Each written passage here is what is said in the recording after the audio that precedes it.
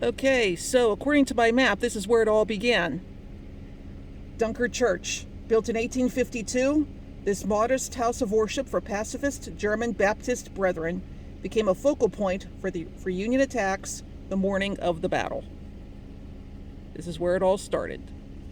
So now I'm going to move on to the second part. It's a bit of a drive here, but I'm going on to the second part now. Okay, we're at part 2 now. Northwoods by the Joseph Poffenberger Farm.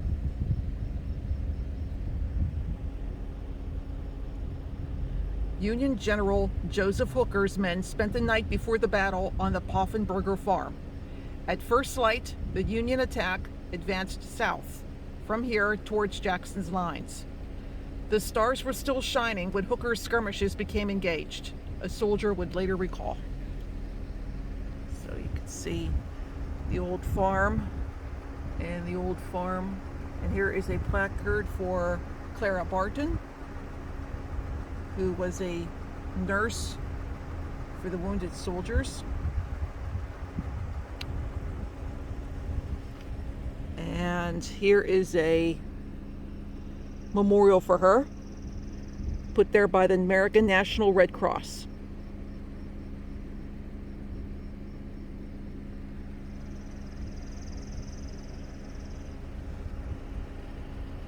Okay, on to the next part. As I'm driving through, I just wanted to take some pictures. There's the 113th Pennsylvania, or 112th. Just wanted to show everybody how this looked. It's all very quiet here. Nobody around. I'll get my finger out of the way.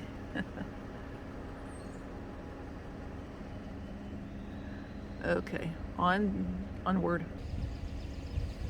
Okay, according to the map, this is the third stop, the Eastwoods. A small engagement took place in this area the night before the battle. The fighting also opened here early on September 17th as Union and Confederate soldiers exchanged deadly musket volleys, vying to control these woods.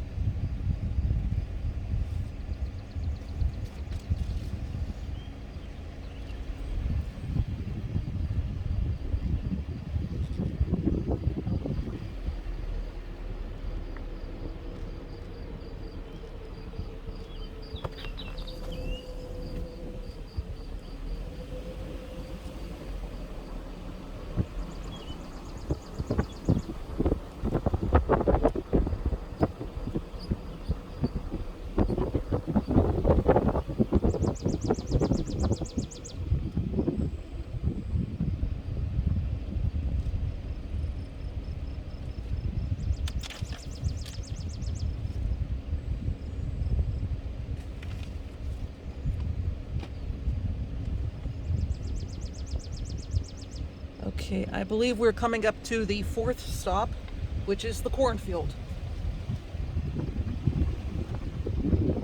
There's another car in front of me, so that's why just taking our time here.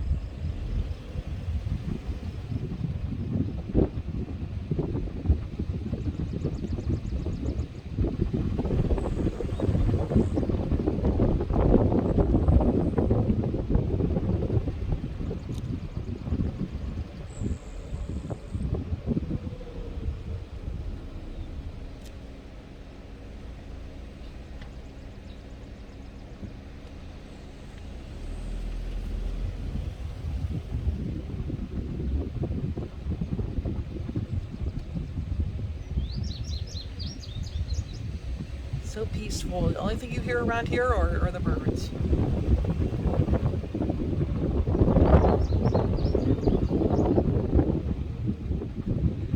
All right, this one coming up here is the 11th Mississippi.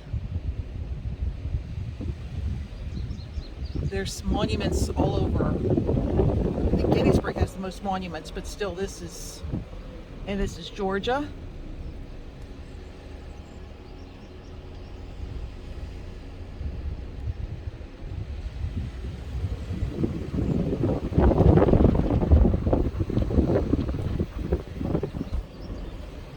Okay, next stop is going to be the fourth. Okay, this is the fourth stop, the Cornfield. This 24-acre cornfield saw some of the U.S. history's most horrific fighting.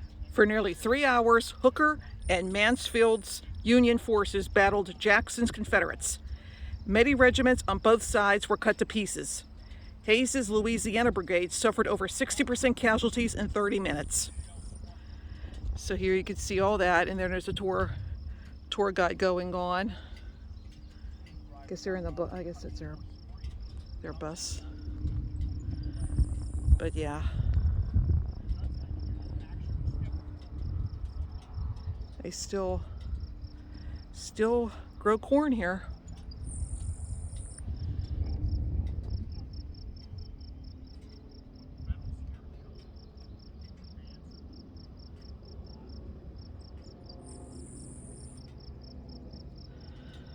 Okay, on to the fifth stop. Okay, here we are at the fifth stop, the Westwoods. Around 9:30 a.m., General Edwin Sumner's Union soldiers advanced into the Westwoods. The combined firepower of Confederate artillery and attacking infantry drove them back. In 20 minutes, over 2,200 Union soldiers were killed or wounded. Okay. Okay, the sixth stop on our tour.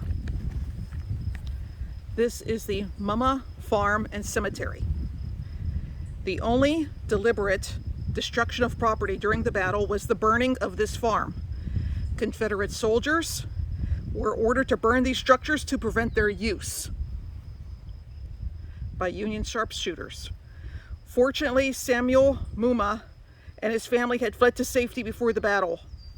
The Mumma family rebuilt the home in 1863. And here you can see some of the dead that are buried here, the Mumma family. This is a national cemetery, I believe it said on the sign over there.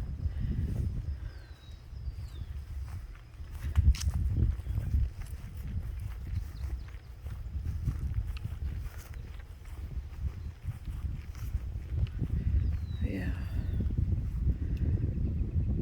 Redoga, Thomas Fisher, Mary Ann Fisher. Yeah, some of these are the veterans and their families that are buried here. And I don't know if eventually they're going to use the rest of this property for more burials. I don't know, but it looks like it doesn't look like anybody's been buried here in a long time.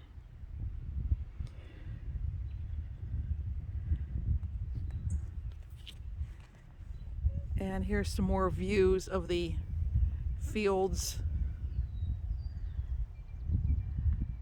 and the mountains. I believe those might be the Appalachians. I'm not sure, but mountains those are. But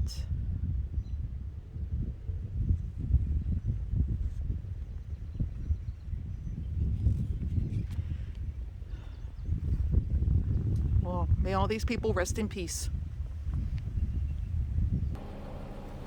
All right, here we are at number 7, the Union advance. We're also a quarter mile away from Bloody Lane.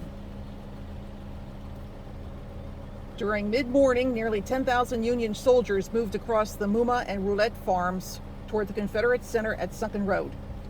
2 Union soldiers were awarded Medals of Honor for bravery in these attacks.